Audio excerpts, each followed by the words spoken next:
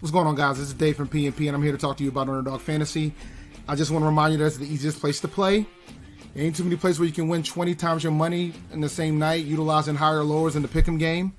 And now they have pick'em insurance, where while you won't win the same amount of money that you did before, you can miss one and still bring home some money. So if you do it 3 times, you can potentially still get your money back if you end up missing one. Go to UnderdogFantasy.com and sign up today and use the code PNP when you do. And the $100 deposit match still stands. Underdog Fantasy.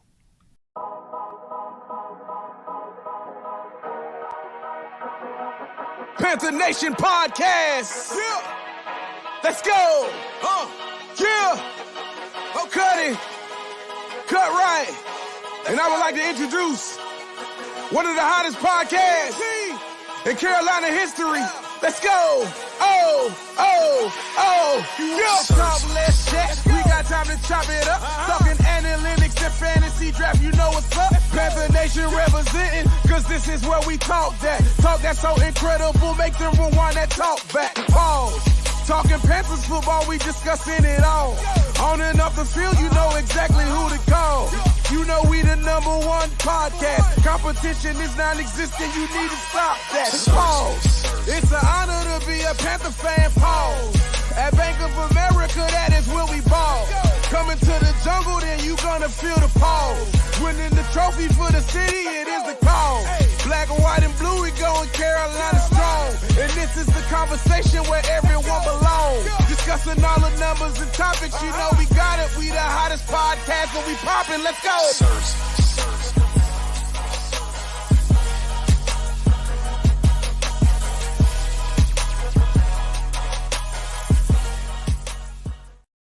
All I'm going to say is this, ladies and gentlemen. It is now week 7 in fantasy football. And let me tell you something, man. It was a wild week 6, to say the least, with regards to who was the highest performers. We pretty much had a third-string running back for the Indianapolis Colts have the highest week in fantasy with almost 30 fantasy points in PPR formats. And Jonathan Taylor might only hit that number once all season. So on Twitter a few weeks back, well, about a week or so back, when Jonathan Taylor was announced he was out, I said Deion Jackson is the guy you need to get just in case Taylor and Hines is out. And if you did that, it paid off on Sunday. 28 points. So, you know, my fantasy week this week wasn't as good as I would like. I mean, I went 5-2. I thought starting into the week, I thought I was going to end up going 1-6 or 2-5, and I ended up 5-2. I did lose my 2 high stakes money leagues, but you know, I'm still sitting in a good spot. I can still make the playoffs in pretty much every league that I'm in. But there are a few teams that I am concerned with. But with regards to how things went last week, it was interesting across the board. But if you want to talk about week 7, there's some pretty damn good teams on bye this week. The Vikings are on bye. The Eagles are on bye. The Bills are on bye, and the Rams is on bye, which means no Cooper Kupp, no Josh Allen, no Stephon Diggs, no Justin Jefferson, no Dalvin Cook, and no Jalen Hurts. For those who use Miles Sanders, you can't use him this week. No AJ Brown. So this is one of the tougher weeks. You got some high scoring players in fantasy football that's going to be out. And if you want an example of what I'm talking about, let me show you. You want to talk about that? We're gonna go by average now. Since we're in the bye week land, we'll go by average now at this point. So let me do a quick share screen. The Chrome tab. Pull up some data for you guys. You should be able to see this. So 2 of the top 3 quarterbacks in fantasy are on bye this week. Kirk Cousins, I mean, he's probably top 12, top 10. You know, he's on bye this week. But I will say this. You might have some pretty viable options if you're going to be out with Josh Allen and Jalen Hurts, and one of those guys would be, for quarterback, Marcus Mariota. He's available in a lot of leagues, guys. Available in almost 85%, over 85% of leagues. Marcus Mariota is available, and he's got a workable matchup against Cincinnati. So that is definitely an option. And if you want to be froggy, he's got Carolina next week. So if you're streaming, this is the guy you can get for the next 2, maybe 3 weeks, maybe 4 if you count Carolina twice. I mean, this is the guy that could probably cover for a quarter of your season in if you need a streamer. If you had a quarterback that got hurt or something to that effect, there you go.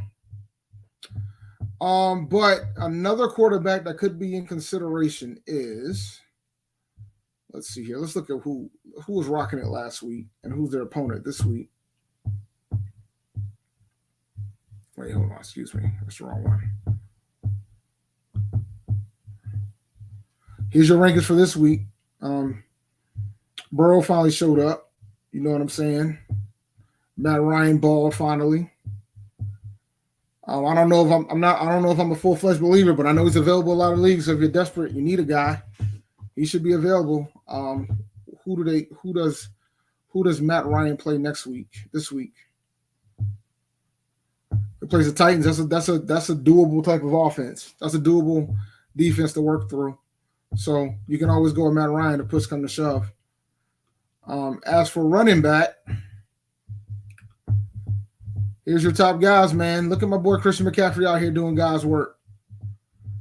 You know, he might not be winning games, but he's getting you fantasy points.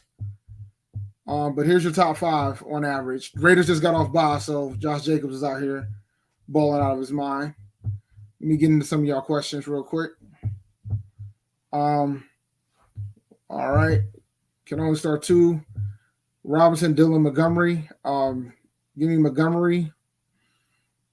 Oh, God, man. That second was hard. Right now, give me Robinson. Give me Montgomery and Robinson. Would you drop Melvin Gordon or wait another week to see? Not start him. I think he might have gotten benched, bro. And if he got benched, you can't start him. So that's a smart move. I think it depends on who's available in the waivers. Like, I have Melvin Gordon on my list of droppable. If there's somebody I feel like that can help me now is available. So, for example, let's look at let's see. Can I sort this? Let me pull up one of my 12 teamers so you guys can get an idea of what's available. I'll pull up the PNP league.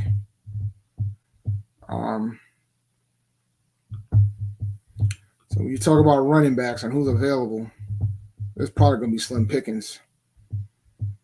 Yeah, this is slim pickings. Kenyon Drake is probably available in some leagues. I would take a flyer on him. Even though he's probably going to be in a 3-back type of system, I would take a flyer on him. And it's possible that Justice Hill might be back. So, you know, it's going to be tough sledding because he's been out for a bit. But he might get some love. So if you're really desperate, you can just hold him. But I don't know if I would play him. Huntley got a lot more work than we thought he was going to get. I mean, he got 16 carries against San Francisco last week. But, you know, that's another option. I'm very concerned about Jeff Wilson and the fact that it appeared he got benched. I don't think he got hurt. Somebody can correct me if I'm wrong there. But this guy's here is out here getting opportunities. He had 4 catches last week, but not too many carries. So another situation to keep an eye on.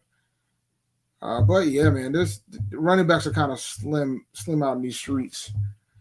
As for wide receiver, Wan'Dale Robinson's probably got to be at the top of your board, right?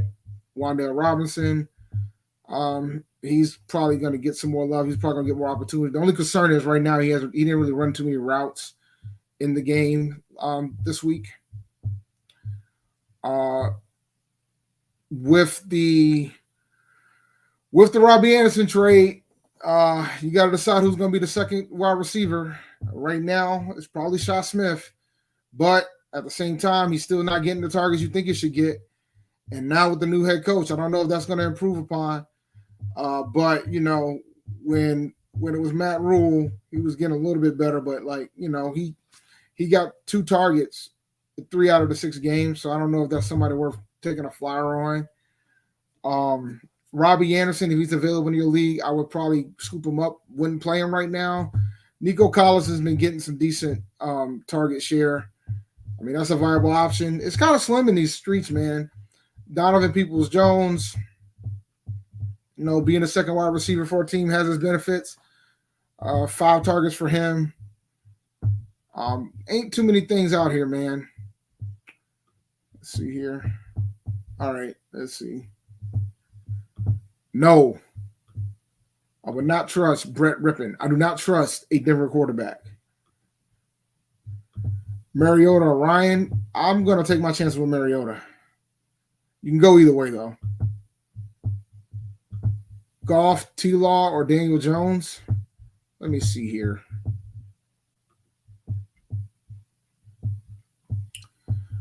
It all depends how you feel about Jacksonville's defense.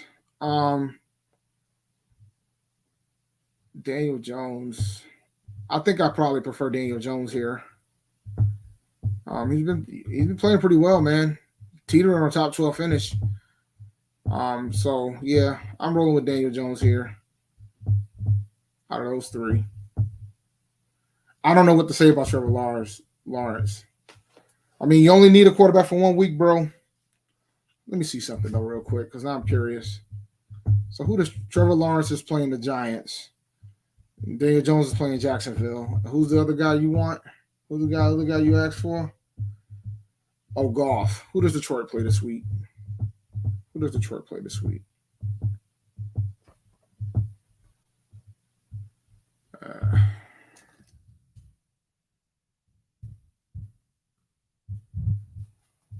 Dallas.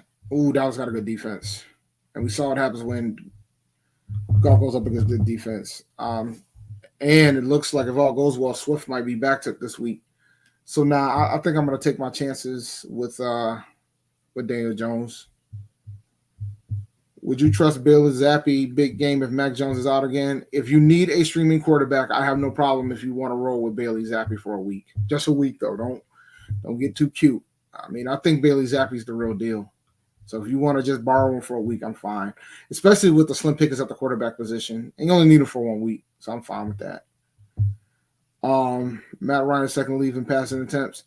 Yeah, that's true.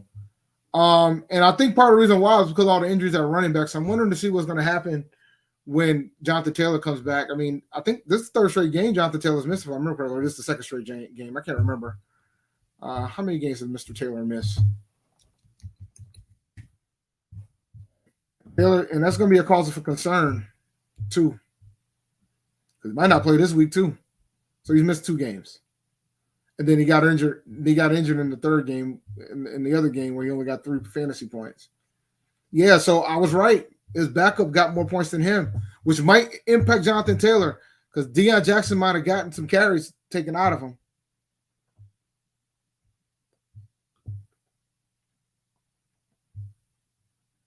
Walker 3rd over Kamara or CMC.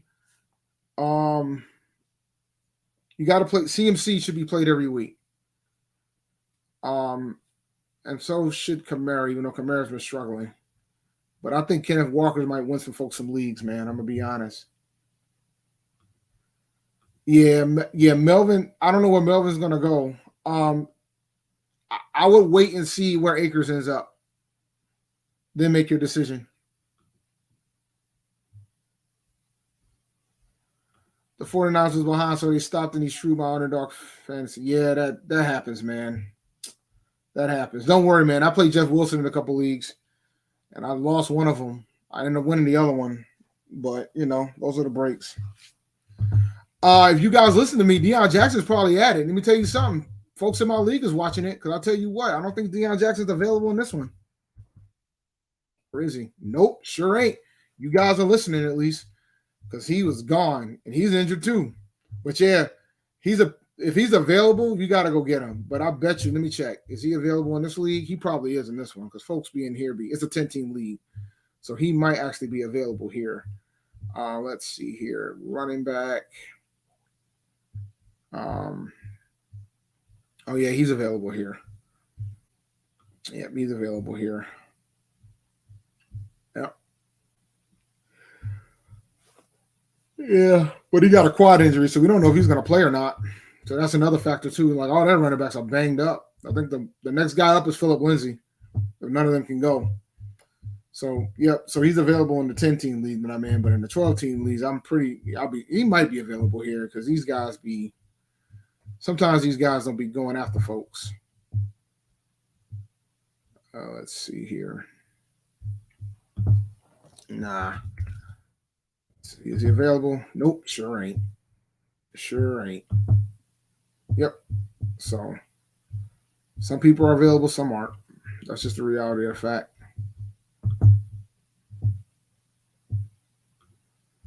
Is Alliger drop worthy? They like Huntley better. Let me look at the data real quick. Caleb Huntley.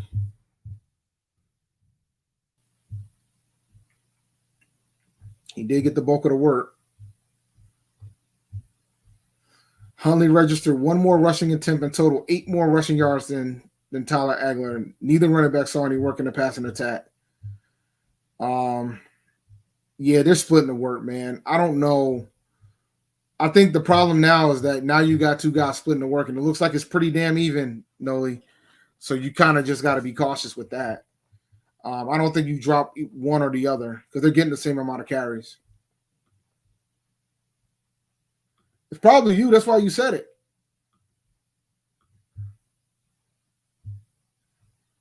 Yeah, I like Alec Pierce if he's available, but I think he was pretty much picked up everywhere. But if Alec Pierce is available, you kind of got to go grab him. He's going to get a lot of opportunities. Indianapolis, and he's available here. So I guess I probably will. I don't think I need him. Not with my team. I don't think I need him. So, yeah.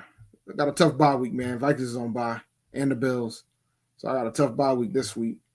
I'm struggling to figure out what I want to do about Jeff Wilson Jr. I'm about to move my guy DeAndre Swift back out. So I got to do that right now before waivers. But but like bottom line, like I'm hoping Swift's back so I can play him. And then I got to get rid of Jaguar defense because that was pretty trash, man. Even though I wasn't going to win this week regardless, because last week I made a decision to play without a tight end. So yeah, I like Pierce, man. I do. I mean, I'm not really thinking about it too much, to be honest with you. Like I'm not, I'm just trying to get through the season. I just, whoever Tepper decides he wants to pay is who our head coach is going to be. I'm starting to lean towards it's definitely going to be an offensive guy though, because if our offense keeps looking as bad as it has, it's going to have to be.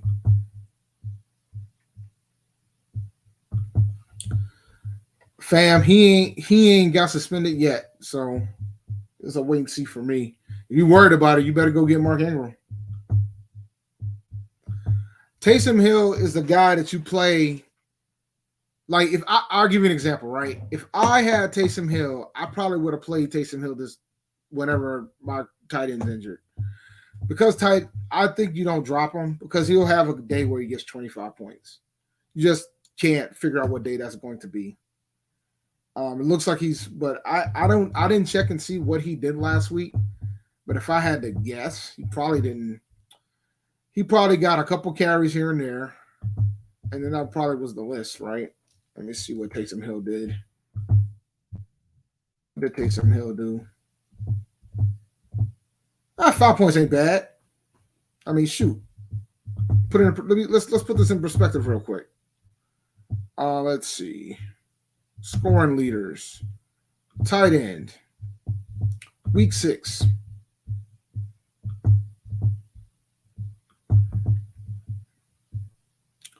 All right, so let's look at the tight ends. None of y'all played Gesicki. And then you have the usual suspects, Andrews, Kelsey. None of y'all probably played Hunter Henry either. Let's keep it a buck. None of y'all were playing Tanyan. Kittle, okay.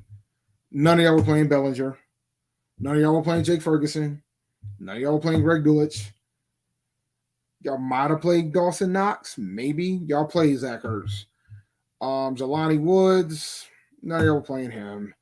Kyle Pitts, if you had him, you probably had to play him for pride. And if you did, you finally got rewarded. I mean, and this is a half-point PPR league, by the way. So he did hit over 10 points because of the touchdown. So if you actually finally played him, you got rewarded. Congrats. Irv Smith, he was a sleeper guy going into the season. But did you play him? I don't know. Joku's probably was startable. None of y'all were playing Janu. None of y'all playing Fant. None of y'all playing Parlam. So, I mean, a lot of folks, some folks were playing Everett, and Taysom Hill barely got as much as Everett. So, it's all about perspective. Some people were playing Hurts too, including me. And, you know, got less. So, I see how, and Goddard. Look at Goddard. Goddard only got 3 points. Some of you guys drafted that guy high. So, I mean, I wouldn't drop him. I wouldn't drop him yet. I think he has some value on your roster. Josh Rono, I like Pierce. I like Pierce. I mean, I'm assuming St. Brown's coming back this week, right? I'm guessing, but I don't know.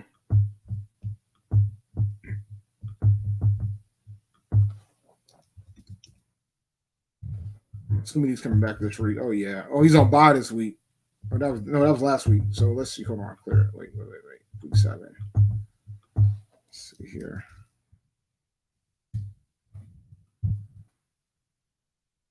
Oh, yeah. He's playing, so he's going to play. Oh, he played before. That is right. He played before. He just had a rough day. But rough days against New England can happen. So, yeah. I don't think – I'd rather have Pierce, especially since Matt Ryan's throwing as much as he is. That's interesting that he's not getting suspended. So, the Devontae Adams folks dodged the bullet. You just got to make sure he doesn't run into Hunter Renfrow. But overall, man, the thing that's been fascinating to me has been what's been going on with the running back position. Yeah, Brees. If you made a decision to wait on and get Brees Hall, you're sitting in a good spot.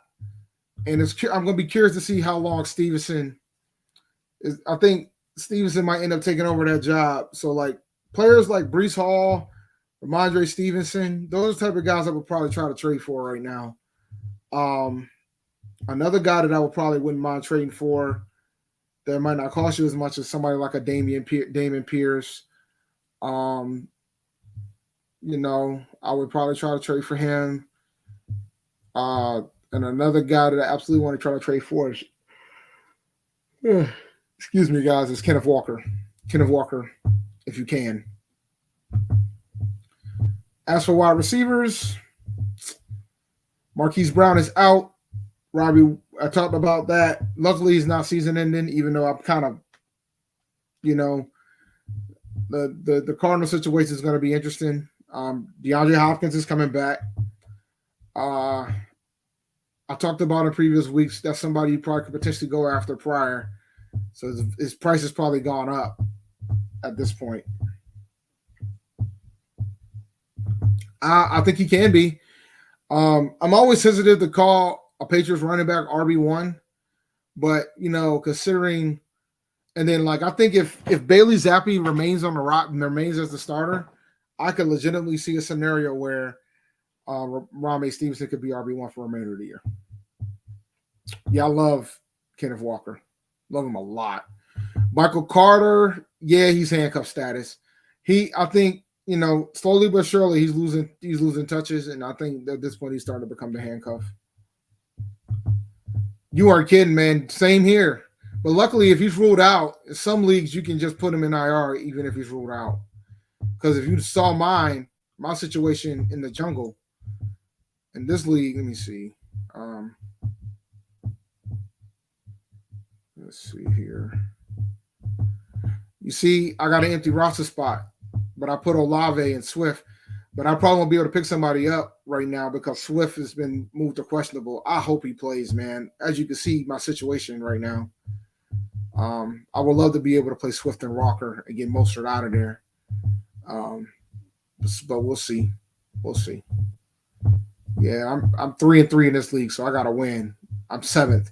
But if you check these standings out, man, I'm literally a game away from being in first place. You got 4 teams that are 4-2. Then you got 6 teams that are 3-3. Then you got 2 teams that are 1-5. So this is going to be very intense. And the tiebreaker for this is head to head. Then it's points. And as for points, I had a rough day in the office, but I'm not too far behind to get up to 700. Um, so we'll see what happens. I think I could still get. I got a shot to make the playoffs. I've beaten. There's some teams. If I go back to, let me see if I can find my schedule. I've beaten some top teams in this league, so we'll see. For example, I beat the number 1 team in this league, but I had some tough losses in the middle right here, and I lost this guy, my cousin. But I've beaten 2 4-win teams, so if I tie with those guys, I'll get the tiebreaker because of the wins. So I've beaten 2 of the 4-win teams, and I'm playing another 4-win team this week. So if I beat him, that'll be a good advantage for a tiebreaker standpoint. And then we'll figure out what happens. But this is a pretty intense league every year, and we got some pretty good balanced teams in this league. So anything can happen. But even like this guy here, this guy's 1-5. He dropped 163 points on me, but I was still able to pull it out. I know that was traumatized for him. Anywho, Walker got all the work, bro. I'm in. I would if I could, depending on what I can get back for him. I would if I could.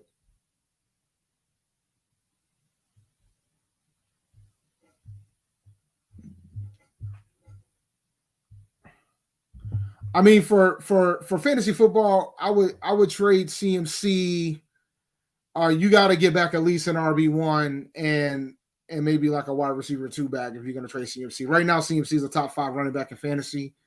So if you make the decision to do that, and now that we have Steve Wilkes as the head coach, from that standpoint, he's gonna run CMC to the ground. So I think we'll see what happens with that. And if that is the case, I don't think he's gonna be able to survive the year. But then again, Rule wasn't exactly giving CMC that much help. As for DJ Moore, I think DJ Moore will be a hard player to trade, considering the number of targets that he's gotten. So it will be a hard thing to trade DJ Moore from that standpoint. I mean, for a tight end, sure. I mean, it's tight end, man. If you ain't got Mark Andrews or Travis Kelce, you're guessing. You're just hoping that you're just getting somebody that's getting a lot of targets. Like if I was, so this is what I would have. I made a decision last week to not go with a tight end because I didn't like my options. So so right now, Kyle Pitts being dropped is just off of anger of how bad he was. I bet you somebody's going to get him this week, though, after the 10 points he got, not thinking about the fact that the man only had 3 catches. And if he didn't have the touchdown, it would have just been another normal day for Kyle Pitts. That was his first touchdown of his career, I believe, too. So, or first time touchdown of the season at a minimum, obviously, right? His first one in Atlanta, they did say that.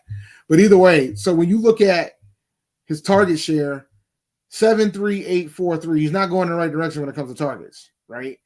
And then, he caught all 3 of his targets, but the touchdown only why he got saved. In PPR formats, this is 4.9 points without the touchdown. So touchdowns are random. So that's why it's important to keep track of your target share. Because anybody can get a touchdown. I think we found that out last week, don't you? But so when you look at Cade Otton with Braid out, he still ain't getting enough targets, though. 3 targets ain't cutting it. But this is what I would do. I want all the, let me see here. I need the full data. So let me see. I want to be able to see targets. Position rank. Gesicki was somebody that was drafted, but he probably was dropped in a lot of leagues. But what does the target share show you? It's super random. And Tua should be back. So you can look at the first couple of games as a barometer for Tua. You don't really target him like that. So I don't know if I can trust him. Tanya's out here. Yeah, this is an anomaly. There's no way you're going to get 12 targets from him again. But then again, who knows with Rodgers? Disley, no. Let's just go down the line. Bellinger, no. Well, maybe. I might trust him over some of the other folks. Fant, trending in the right direction, maybe. Pitts, yeah, you got a roster room. But I just don't know if I could play him. That's tough. Woods, no.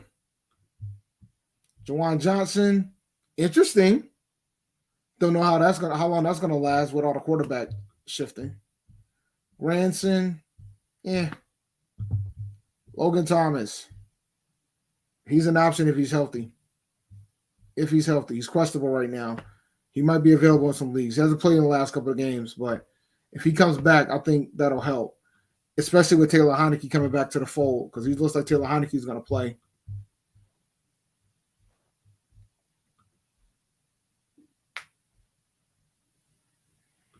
Yeah, and this would be the week to do it since he's on bye.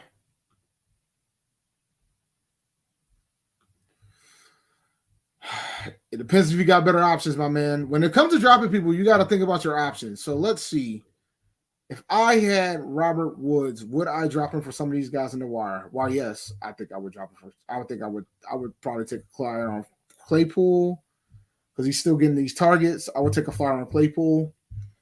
I would take a flyer maybe on McKenzie, but if you need him this week, it won't help you this week.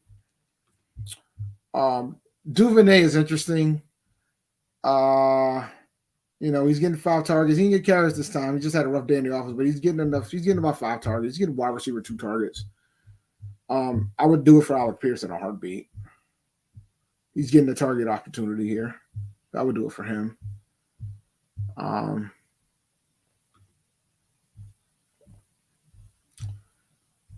This guy's been getting, other than this got a little 3.43, but 6.85. That's what I like to see. If Allen Robinson finally starts picking it up, it's going to impact him. Mooney's available. I would go with it with Mooney because Mooney's getting the target share. I mean, he's only had, other than the first 2 games, he's got at least 5 targets per game. So for a wide receiver 3, that's fine. But me being me, I'm a target getter. Even though Paris Campbell got 11 targets, I mean, Matt Ryan threw the ball almost 60 times. So let me see what has Robert Woods done? He's the victim of his quarterback, huh? He had 8 targets. I would wait this one out. Yeah, I would wait this one out. Unless you're really desperate. I mean, he's doing all right on the target share. No. He's still boom or bust, guys. Like, he's still boom or bust. I mean, if you have during bye weeks, yes. I mean, seeing the 6 targets is encouraging. I will say that. But, when you compare him to somebody else, I mean, you got the same situation. But I think the bigger problem is Diggs. Diggs is like chewing up all the targets. So it's going to be some random type of situation, 13, 11, 6, 11, 15. Like Diggs is like dominating the targets at this rate. That's why it makes it hard from that standpoint because of the dominance of the targets. Like even if you take, let's see here. We look at the target share.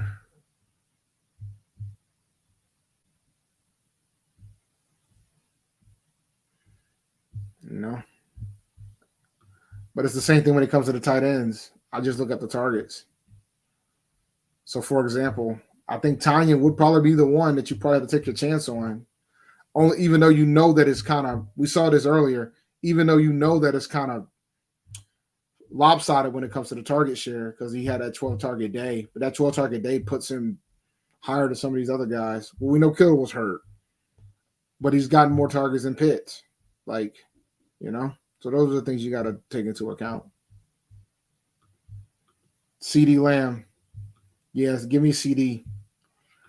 And I'm going to show you why.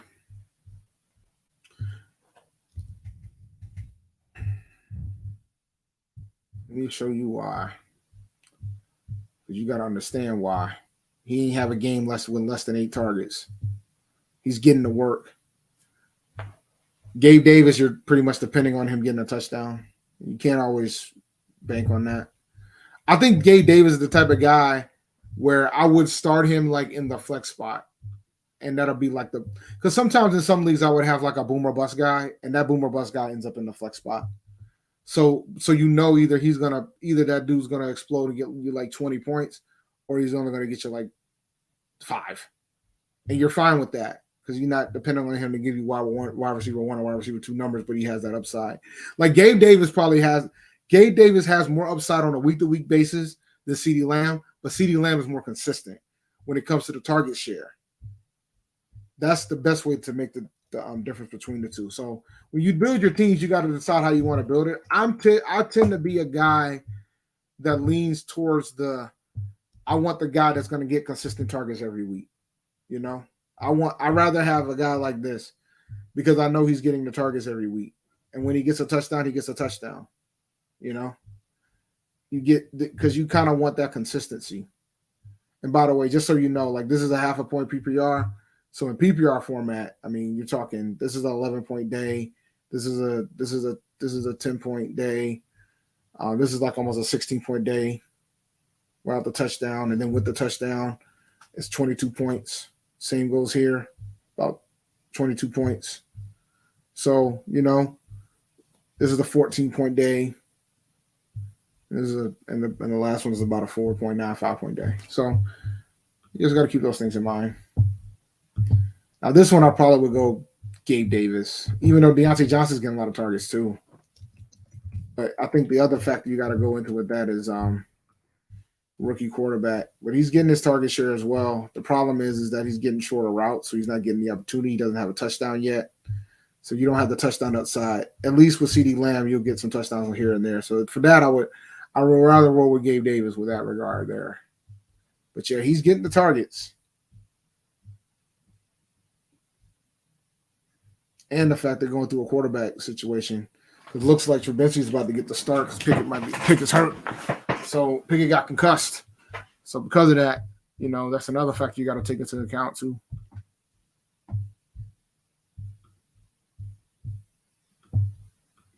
Gabe Davis or Rondale Moore, Gabe Davis. Especially now. We don't know what this is going to be with Robbie Anderson at the helm. So yeah, I'll take Gabe Davis there. We know for a fact that Gabe Davis is the 2, right? Like we kind of know that for a fact. I think the limit we got is that let me double check that. I don't think he got more than 6 targets in a game. And that is I can't put him in a situation of being dependent on those TDs all the time. He could have a rough day. Like just look at his splits. He hasn't had a game where he's had more than 6 targets, but you can see what happens when he has like 6 targets and he doesn't get a touchdown. See what I'm saying? On those short intermediate routes. So that's the concern I have. Yeah, the 37 points is great, but are you prepared for the 1.8? Are you prepared for the 5? That's my concern. But the thing about Rondale Moore, we change this to a PPR league so we can get an understanding of the point total. So I don't keep giving you that. So let me go back to Davis and show that one more time.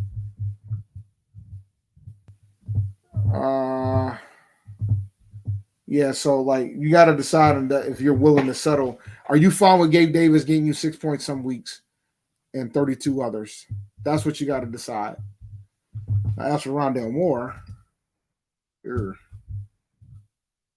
that didn't work.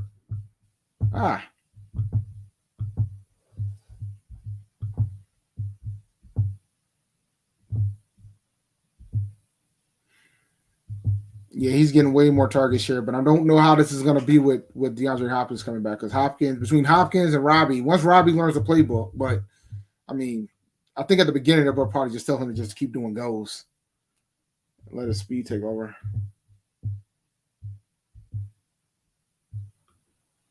No. I think Rondell's taking that spot over, man.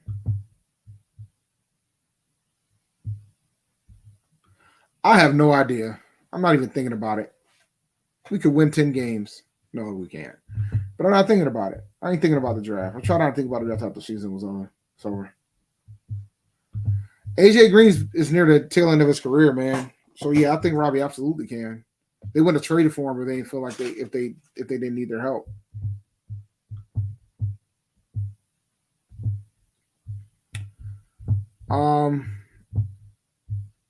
Let's look at some defenses that you could possibly stream this week. Saints. Jesus, man. These are some tough ones this week. I would say Broncos against the Jets, but the Jets looking good, man. But I mean, if you're talking about penetrating, I mean, the Broncos haven't given up 16. The Broncos defense have given up 17 points all season. So when you take that into account, actually, I'm lying. They have 26 points against the Raiders, 17 points, 19, and he gave them 19 last night. I'm tripping. But then again, did they give up 19 points? I think they did. No, it was a punt that turned to block punt that went to a touchdown, if I remember correctly, from that game. I can't remember. So, are you crazy? Yeah. Yep, I think you might be. But I don't know what the Jets defense is like. What's the Jets ranking? What's the Jets defense rank? Oh, well. Oh, they're 6. So, yeah, I mean, you wouldn't be too crazy. Shit, I need to go get them. Jacksonville Jaguars defense got me -5 this week. You're not crazy. Give me Brian Robinson here. Let me see here. Whew. You can see I'm tired. And it's almost 8:30. Any waiver wire questions? Any guys you want me to do any more swaps before I close this thing out? Hunter Renfrow. This is now. Don't be alarmed because I think in a lot of leagues, a lot of these players near the top of this list won't be available. Because we're talking, this is a 10-team league, so there's a couple folks that are probably would not be in most leagues that are 12 and above. A lot of my 12-team leagues is kind of slim pickings. But yeah, Latavius Murray should be like your number one ad, in my opinion. I think one of your number one ads, if Deion Jackson isn't available. My thought in regards to it is Murray, Huntley, but that's a flyer type of situation. Warren, because Warren is starting to take some snaps from my guy, but it's not devastating yet. But they also got him more involved in the passing game. But just that's more of a flyer type of situation. Drake, another flyer type of situation. DJ Dallas would be your handcuff if you got Kenneth Walker. But right now, DJ Dallas is not getting carried, so DJ Dallas is not a factor. But that's more for handcuff purposes. The San Francisco situation is scary because I don't know what's going to happen with Jeff Wilson. But right now, it doesn't seem like, we're getting there. Sony Michel got some work in. He got 11 touches last night. So, yeah, man. You guys really believe that they're going to trade CMC, or if CMC gets hurt, you need to make sure you handcuff Dante Foreman. So, but okay, let me see if there's any more questions before I shut it down.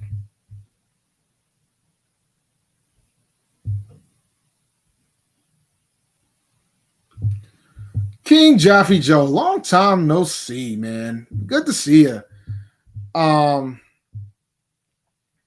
Quick opinion on Trey Anderson. I'll be honest, man. I wanted Anderson traded last year. And the reason why I wanted him traded last year is because I felt like this would have been a good thing to get some value. We drafted a wide receiver. Probably could have traded him before we re-signed him. But the way the situation that happened during the game on Sunday, it would have been tough for him to be able to play the following Sunday. So trading him was the right thing to do. I honestly thought we got more than more than what I expected. And yes, your Falcons are surprising me. I underestimated Arthur Smith, and I can accept that. I had the jokes on Arthur Smith But I got to accept that he's got a strong argument of being the best coach in the NFC South. And I'm not trying to no sugarcoating. The Falcons might have the best coach in that division. I know that's hard for some Panther fans to accept. We got like a 2024 6th round and a 2025 7th, or it's flipped. But we got a 6th and a 7th round pick for 2024. One was for 2024 and one was for 2025. But that's more than what I thought we were going to get. Because truth be told, after what I saw on Sunday, I thought if they don't trade him, he was going to get cut by the end of the week. Like it was hard for me to see a scenario of him having the opportunity to go to work. All right, let me take this call real quick, guys. Give me 1 second.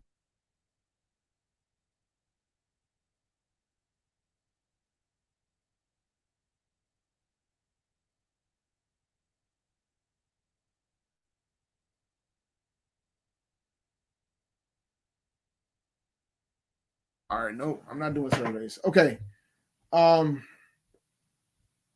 So yeah, that's how I felt about it. I'm just happy we got something for him because I knew there's no way he's going to make it to the team by the end of the week.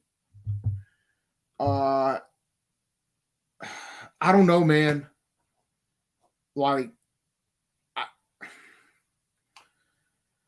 I can see 3 people being on that other side of DJ Moore.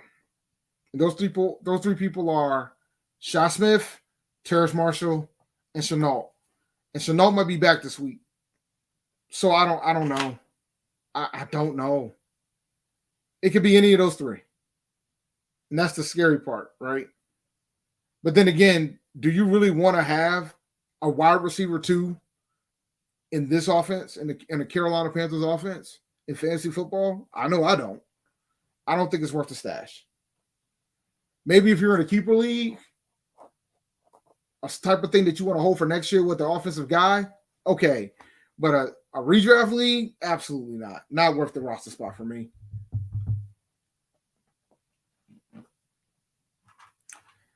I mean, I want to believe Dobbins is still the guy, but it's hard to believe after what happened last week. I think if you have Dobbins, I think if you have Drake, you probably should pick up Dobbins and vice versa.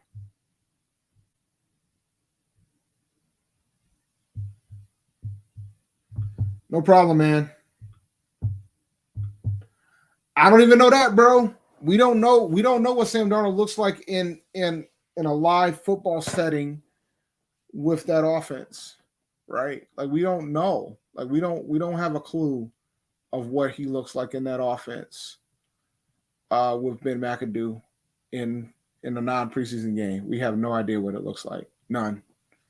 I mean, I want to hope that Darnold's going to be good, but at least I know. But I do agree, Darnold will probably spread the ball. But it all depends on who's going to get that other side, because we know Chenault's going to get activated as soon as he's healthy because he plays special teams.